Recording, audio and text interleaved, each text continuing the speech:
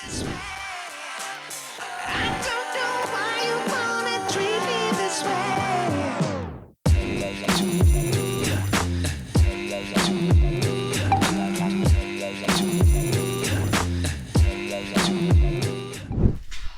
तब ऑब्जर्व किया होंगे कि फ़ोन एडिक्शन जाता ही नहीं है, ज़िद्दी है। चाहे आप ग्रे स्केल ऑन कर लीजिए, बेड टाइम मोड ऑन कर लीजिए, फोकस मोड ऑन कर लीजिए, या फिर डिजिटल वेलबींग में आप खुद को ट्रैक कर लीजिए, या फिर आप कोई भी सेटिंग्स अप्लाई कर लीजिए, आप नोटिफिकेशंस ऑफ कर दीजिए, या फिर कुछ भी कर लीजिए। आप ऑब्जर्व किए होंगे कि फ़ोन एडिक्शन नहीं जाता है।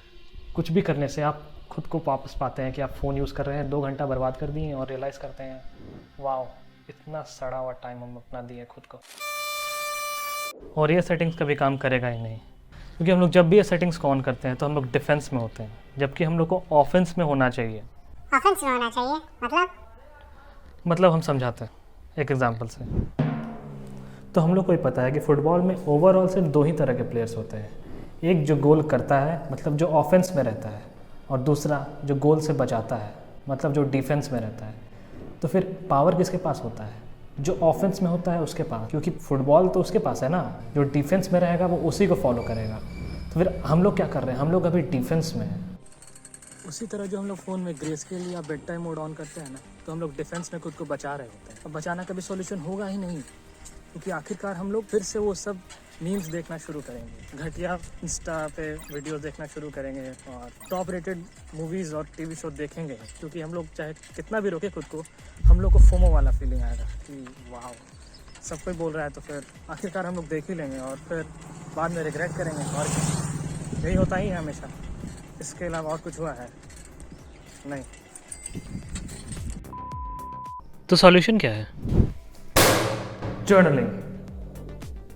कोई ड्रामा नहीं, कोई कॉम्प्लिकेटेड स्टेप नहीं, सीधा साधा जर्नलिंग। तो जर्नलिंग किसको कहते हैं?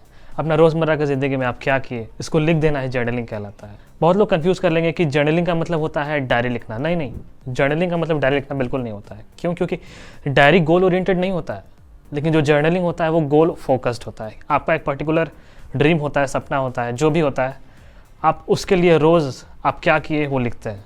हम बताते हैं हम कैसे लिखते हैं। मेरा जर्नल है। हम क्या करते हैं ना, हम पूरे दिन जो भी करते हैं ना लिख देते हैं, पूरे दिन क्या किए, इतना में हम लिखे हैं कि हम क्या किए पूरा दिन। लेकिन उसके एक दिन पहले सोने से हम खुद को टास्क असाइन कर देते हैं कि क्या करना है, टुमारोज टास्क, और कोशिश करते हैं करने का। हम मानते हैं हम प्रोडक्टिव बहुत ज़्यादा नहीं है, हम नहीं कर पाते हैं बहुत सारा टास्क, और बहुत बार स्क्रॉल करते रहते हैं वीडियो को, और हम उसको एक्सेप्ट करते हैं, लेकिन मेरा फोकस्ड रहता है। हम ऑब्जर्व किए कि हम धीरे धीरे सही लेकिन प्रोडक्टिव हो रहे हैं पक्का। तो जर्नलिंग काम क्यों करता है? क्योंकि आप अकाउंटेबल हो जाते हैं। पहला बात, आपको लगता है कि किसी भी तरह आपको वो काम करना है। ये वैसा ही है जैसे आप स्कूल में होते हैं, तो आपको जब होमवर्क मिलता है तो फिर आप किसी भी तरह कोशिश करते हैं होमवर्क करने की। वैसा ही बात है इसमें, आप किसी भी तरह कोशिश करते हैं कि आज का जो टास्क है जो हम कल खुद को दिए थे वो किसी भी तरह करना है, और आप उसको करने का बहुत कोशिश करते हो, और कभी कभी नहीं भी करते हो, उतना चलेगा। और दूसरा फ़ायदा क्या है जर्नलिंग का, कि आप खुद को रिव्यू कर पाते हैं कि आप इस दिन पे क्या किए। अब बहुत दिन बाद जब पेज पलट के अपना जर्नल देखेंगे तो फिर आप एग्जैक्टली देख पाएंगे कि आप इस दिन क्या कर रहे थे, तो उसके हिसाब से आप अडेप्ट करेंगे। आपको लगेगा कि अब आपको क्या करना चाहिए और कितना टाइम आप वेस्ट किए हैं जो भी। और पता है, टॉम स्कॉट का एक वीडियो है जिसमें वो अच्छा से एक्सप्लेन किए हैं कि आपको अपना गोल लिखना चाहिए, और सिर्फ लिखने से आपका गोल होने का प्रोबेबिलिटी ज़्यादा हो जाता है। आपको पक्का देखना चाहिए वो वीडियो। तो जर्नल लिखने के अलावा हम लोग क्या कर सकते हैं खुद को प्रोडक्टिव बनाने के लिए? ये मेरा बुलेटिन बोर्ड है जो हम खुद बनाया है। इससे होता क्या है कि हम भुलक्कड़ इंसान हैं, तो फिर हम पहले लिख देते हैं इस पर कि क्या करना है, या फिर कुछ मोटिवेशन का लिख देते हैं इस पर, और ये मेरे सामने रहता है, तो फिर हमको ध्यान आता रहता है क्या करना है, और अपने टास्क पे ही मेरा फोकस रहता है। इसको बनाना बहुत आसान है। इसको बनाने के लिए हम बस एक प्लाई लिए, उसको कटा हुआ प्लाई था वो, और उस पर हम ये चिपका दिए कार्टन, और उसके ऊपर काला पेपर को पिन कर दिए।